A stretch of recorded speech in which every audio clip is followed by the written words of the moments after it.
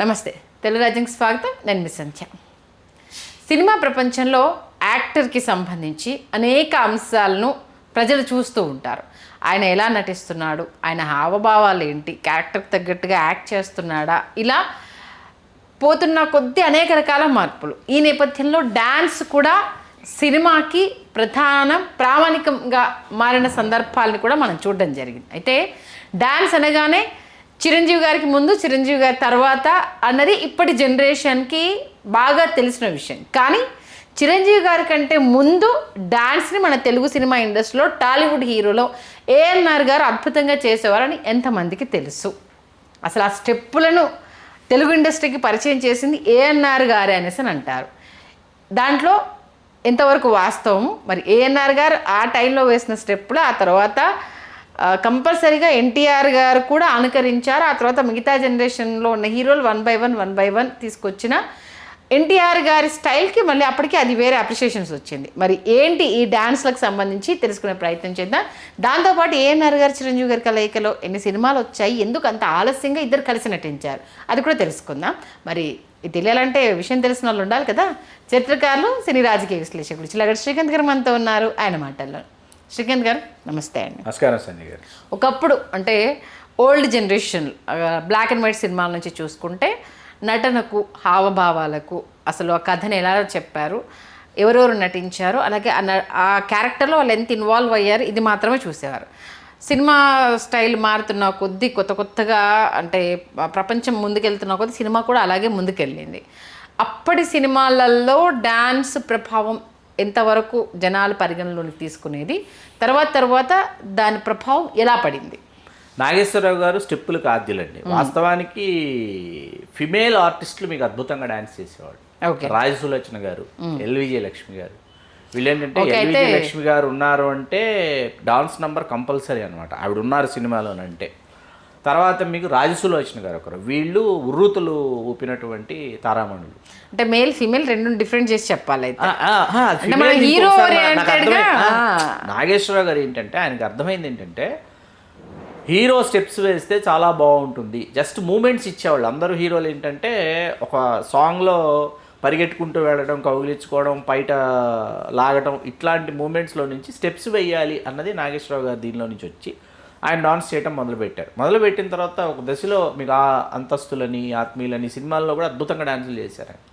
చేసి తమిళ్లో మీకు నాగేష్ గారు వీళ్ళు ఊపేస్తున్నారు. డాన్స్ అంటే నాగేష్ గారే. అలా నాగేష్ గారి ప్రభావం కమలాసన్ గారి మీద చాలా ఉంది. అదొకరు చేద్దాం.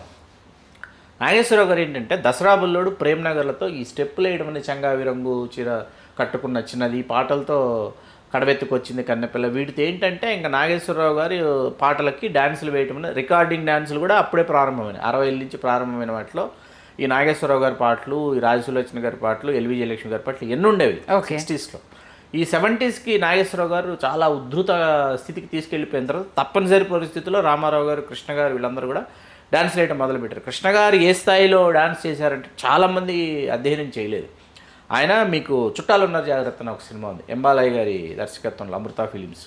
దాంట్లో అప్పనా తన్నా మన అనే పాటకి అసలు కృష్ణ గారు మామూలు డ్యాన్స్ చేయలేదు, మామూలు పలకల డ్యాన్స్, అది అదరగొట్టారు కృష్ణ గారు. అట్లా వీళ్ళు డ్యాన్సులు చేయక తప్పని పరిస్థితి. కాకపోతే ఏంటంటే వీళ్ళు చేస్తున్నటువంటి డాన్సుల్లో నిజంగా అద్భుతంగా చేయగలిగింది నాగేశ్వరరావు గారు. నాగేశ్వరరావు గారిని చూసి రామారావు గారు, సలీం మాస్టర్ రామారావు గారికి కంపోజ్, రామారావు గారి శరీరాకృతి ఏదైందో దాన్ని దృష్టిలో పెట్టుకొని యాక్స్ వాలేశ్వరరావు గారు అంటారు విజయవాడ, ఆయన రామారావు గారికి ఎర్లీ 70s నుంచి ఆయనే కాస్ట్యూమ్ డిజైన్ చేసింది అనమాట. ఆ కాస్ట్యూమ్స్ డిజైన్ చేయించి దానికి తగినట్టు సలీం మాస్టర్ స్టెప్స్ కంపోజ్ చేసేవారు రామారావు గారికి. ఈ దశలో మనం కళ్ళు మూసి తెరిచే లోపు దూసుకొచ్చిన వ్యక్తి చిరంజీవి. ఓకే. ఆయన కోతల రాయుడు, మొగుడు కావాలి సినిమాల్లో చేసినటువంటి డాన్సులు, మరీ మొగుడు కావాలి ఏంటంటే ఆయన మోకాళ్ళతో ఇలా పడి డాన్స్ ఫ్లోర్ మీద లేస్తాడు అనమాట. హై చిలక బంగారం ఆ పాటలో. మురళీమోహన్ గారు ఇంటర్వ్యూ చూశాను. వీళ్ళు స్టార్టింగ్లో ఆయనతోటే కదా స్టేజ్ కానీ మానూరి పాండవులు ఆయన వెళ్ళేసి ఆయన చెప్పారు ఆ ఇంటర్వ్యూలో, పాటలు ఏమి ఉండవు అన్న, మీరు చెప్పండి, మీరు ఏదో ఒకటి నాకు చెప్పండి, హిందీయా తెలుగా, మీరు ఏది కావాలో నాకు చెప్పేసి, లేకపోతే మీరు హమ్ చేసేయండి అన్నానంటే వాళ్ళు హమ్ చేస్తున్న దానికి ఆయన యాప్ట్గా డాన్స్ చేసేవారు. అలా ఉన్నాయండి ఆయన సినిమాలు ఉన్నాయి. ప్రేమ నాటకం అని, మా ఇంటి ప్రేమాయణం అని, చిరంజీవి గారిని కేవలం డాన్సుల కోసం పెట్టుకున్న సినిమాలు అవి. ప్రేమ నాటకం శారద గారి సొంత సినిమా, ఆలూరు రవి గారి డైరెక్షన్. మీకు బాలచంద్ర గారు చిరంజీవి గారి చేత డాన్స్ నంబర్ చేయించుకుంటే, జయమాలిని గారి చేత ఆడవాళ్ళు మీకు జోహార్లలో టైటిల్స్ ముందు వస్తుంది సాంగ్. ఆయన అంతే, స్పెషల్ అపీరెన్స్ కదా, special appearance, guest appearance song కోసం, జయమాలిని గారితో సాంగ్ కోసం. అట్లా చిరంజీవి గారు డాన్స్ అనేది వచ్చిన తర్వాత ఫస్ట్ డిస్కో సాంగ్ అమ్మో నాకు భయం అని న్యాయం కావాలో చిరంజీవి గారు హలంగారు చేసిన పాట. ఓకే. ఇప్పుడు ఇక్కడ నాగేశ్వరరావు గారి గురించి మనం చిరంజీవి గారు నాగేశ్వరరావు గారి గురించి మాట్లాడుకోవాల్సి వస్తే, నాగేశ్వరరావు గారు ఏంటంటే ఒక పట్టాన ఎవరిని అభినందించని కథానాయకుడు ఆయన. ఒక పట్టాన ఆయన ఒకరు వచ్చారు, దూసుకొచ్చారు, అద్భుతంగా చేస్తున్నారంట, అమోఘంగా చేస్తున్నారంట, ఆహా అంట, ఓహో అంటే ఆహా అంటారు తప్ప, అవునా అంటారు తప్ప అభినందించారు నాగేశ్వరరావు గారు. రామారావు గారు ఏంటంటే ఈజ్ వెరీ బోల్డ్ అనమాట. రండి బ్రదర్, మొన్న మీ గురించి విన్నాం చెప్పారు వారు, ఇది రామారావు గారి స్టైల్. నాగేశ్వరరావు గారు తలలా రిసీవ్ చేసుకుంటారు, మాట్లాడతారు, చాలా బాగుంటుంది.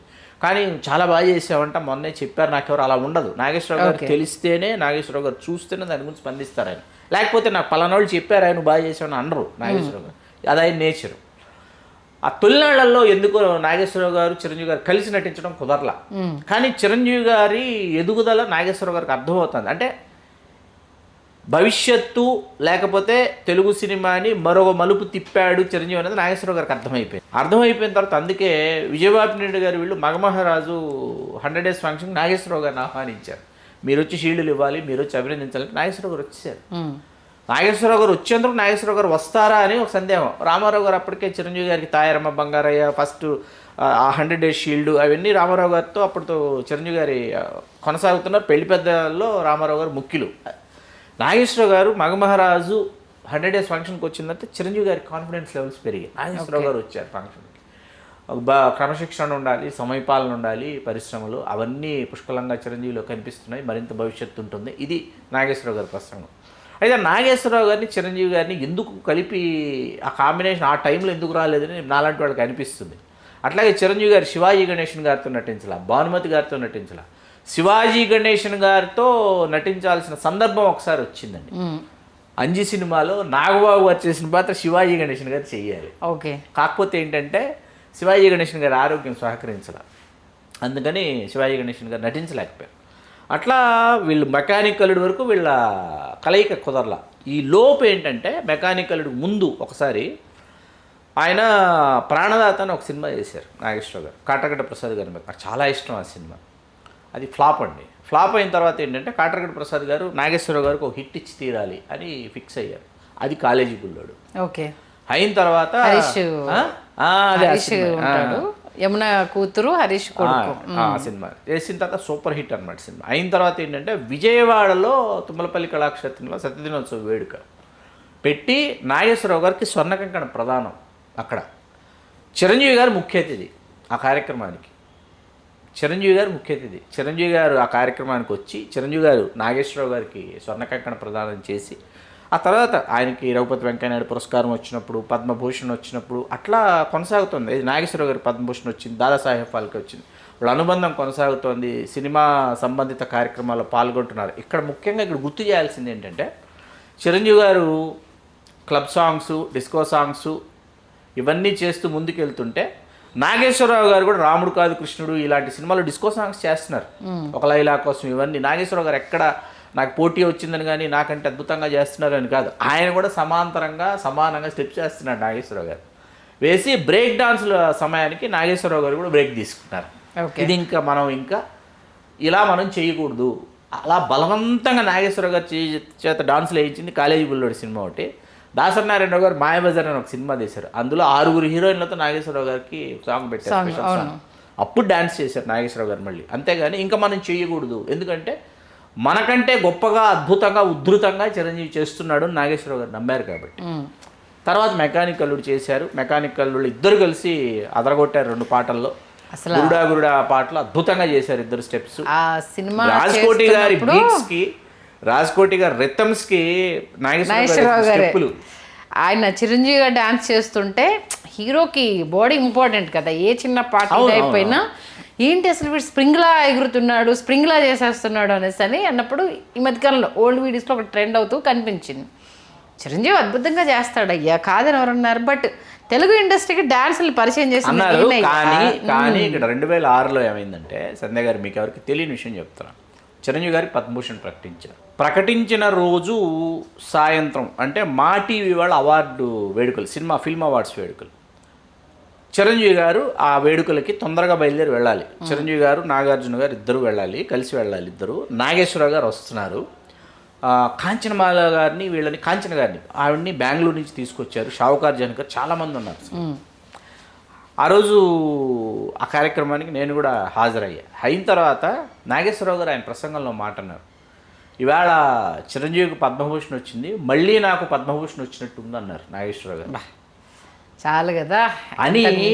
ఆ తర్వాత ఏమైందంటే, పద్మభూషణ్ వచ్చిన సందర్భంగా చిరంజీవి గారిని సత్కరించే కార్యక్రమం పరిశ్రమ అంతా చేస్తూ ఒక అభినందన సంచిక మూవీ మార్కెట్ అనే సినిమా వారపత్రిక కోసం నేనే రూపొందించి, నాదెళ్ల ప్రత్యేగాత్మ గారు ఆయన 2002 నుంచి కూడా ఒక దశాబ్ద కాలం పాటు నన్ను ఎంతగానో ప్రోత్సహించారు. Movie market, mega poster 2 cinema వారపత్రికల్లో చాలా గొప్ప ఆర్టికల్స్ నా చేత రాయించారు. చాలా అద్భుతంగా నేను ఏమి రాసి ఏమి తీసుకెళ్ళినా అసలు ఆలోచించకుండా ప్రచురించారు. నాకు ఒక ఐడియా వచ్చింది, ఇలా చేద్దాం సార్, చిరంజీవి గారి గురించి అందరి అభిప్రాయాలు సేకరించి వేద్దాము అని చెప్పి అందరికీ ఫోన్స్ చేయటం మొదలెట్టింది. నాగేశ్వరరావు గారికి ఫోన్ చేయకూడదు కదా, ఇంటికి వెళ్ళాలి. ఇంటికి వెళ్ళాం. నాగేశ్వరరావు గారి ఇంటికి వెళ్తే నాగేశ్వరరావు గారు ఒక స్టేట్మెంట్ ఇచ్చారండి. అది ఆన్ ప్రింట్ ఉంది ఆ స్టేట్మెంట్. ఎంత అద్భుతమైన స్టేట్మెంట్ అంటే, ఇది మీరు ఇందాక అన్నారు కాబట్టి నేను చెప్తున్నాను. నాకు నటుడిగా, కళాకారుడిగా నాకు సంతృప్తి ఉంది. నేను ఈ పాత్ర చేశాను, నేను ఈ పాత్ర చాలా బాగా చేశాను, నేనే కొన్ని పాత్రలు చేయగలను అని అనిపించేటటువంటి స్థాయిలో కొన్ని పాత్రలకు నేను న్యాయం చేశాను, ప్రాణం పోశానని నాకు ఒక సంతృప్తి ఉంది. కానీ ఒక్క డాన్స్ విషయంలో మాత్రం నన్ను మించిన వాడు ఒకడు వచ్చాడు, నన్ను దాటుకొని ఎక్కడికో ముందుకు వెళ్ళిపోయాడు అని ఒక్క చిరంజీవిని చూస్తేనే నాకు అనిపిస్తుంది అన్నారు. ఆన్ ప్రింట్ ఈ స్టేట్మెంట్ పద్మవిభూషణ్ డాక్టర్ అక్కినేని నాగేశ్వరరావు గారు ఇచ్చిన స్టేట్మెంట్ మీకు వాళ్ళు చెప్తున్నాను. ఓకే, ఎందుకని అసలు వీళ్ళిద్దరు కలయికలో సినిమాలు చాలా అసంతృప్తి అంతే. ఒక్క సినిమా కూడా నాకు ఎందుకో ఆ సినిమా బి గోపాల్ గారి దర్శకత్వం ఒకటి, గీతా ఆర్ట్స్లో మెకానికల్. ఎందుకు అసలు ఈ సినిమా అసలు అరవింద్ గారు దీన్ని అసలు ఎట్లా దీన్ని ఇచ్చేశారో, బి గోపాల్ గారిని ఒక ఫ్యామిలీ డ్రామాకి కోదండరామిరెడ్డి గారు డైరెక్ట్ చేసి, ఆయన ఫ్యామిలీ డ్రామాలు కోదండరామిరెడ్డి గారు హ్యాండిల్ చేసి, అందులో మాస్ ఎలిమెంట్లు ఫ్యాన్స్కి కావాల్సినవి ఆయన, ఎందుకంటే ఆయన చేయగలరు కోదండరామిరెడ్డి గారు. నాగేశ్వరరావు గారికి సూపర్ హిట్లు ఇచ్చిన డైరెక్టర్ ఆయన. మామూలు సినిమాలు తీయలే నాగేశ్వరరావు గారితో. శ్రీరంగనీతులు లాంటి సినిమా తీశాడు కోదండరామిరెడ్డి గారు. అలాంటిది ఎందుకు బి గోపాల్ గారిని పెట్టుకున్నారని అనిపించిందంటే, చిరంజీవి గారితో ఒక సినిమా చేశారు బి గోపాల్ గారు అప్పటికి, స్టేట్ రౌడీ. కలెక్టర్ గారు అబ్బాయి బి గోపాల్ గారు డైరెక్ట్ చేశారు. నాగేశ్వరరావు గారు, నాగార్జున గారు సూపర్ హిట్. దాన్ని దృష్టిలో పెట్టుకొని అలా హ్యాండిల్ చేస్తాడేమో అనుకుని బి గోపాల్ గారిని పెట్టుకుంటే తేడా జరిగింది. విజయశాంతి గారు ఒకరండి ఆ సినిమాలో మైనస్గా నాకు అనిపించింది. విజయశాంతి గారు అనిపించారు.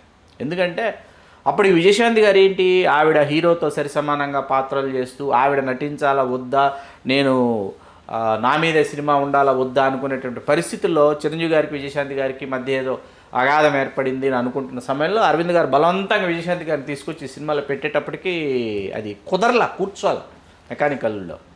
అలా డిసప్పాయింట్ చేసింది. నాగేశ్వరరావు గారికి కూడా ఆ అసంతృప్తి ఉంది, ఆయన వెలిబుచ్చారు అసంతృప్తి. ఇక్కడ వాళ్ళిద్దరు కలయిక కదా, అందులోను ఆ పాటలో గురువా సాంగ్, వాళ్ళిద్దరి కాంబినేషన్లో ఆ మందు సిట్టింగ్కి సంబంధించి ఆ సీన్లు అద్భుతంగా అనిపిస్తాయి. ఇప్పటివరకు ఏంటంటే తెలుగు సినిమా చరిత్రలో పద్మశ్రీ, పద్మభూషణ్, పద్మవిభూషణ్ దాకా నాగేశ్వరరావు గారు వెళ్ళారు.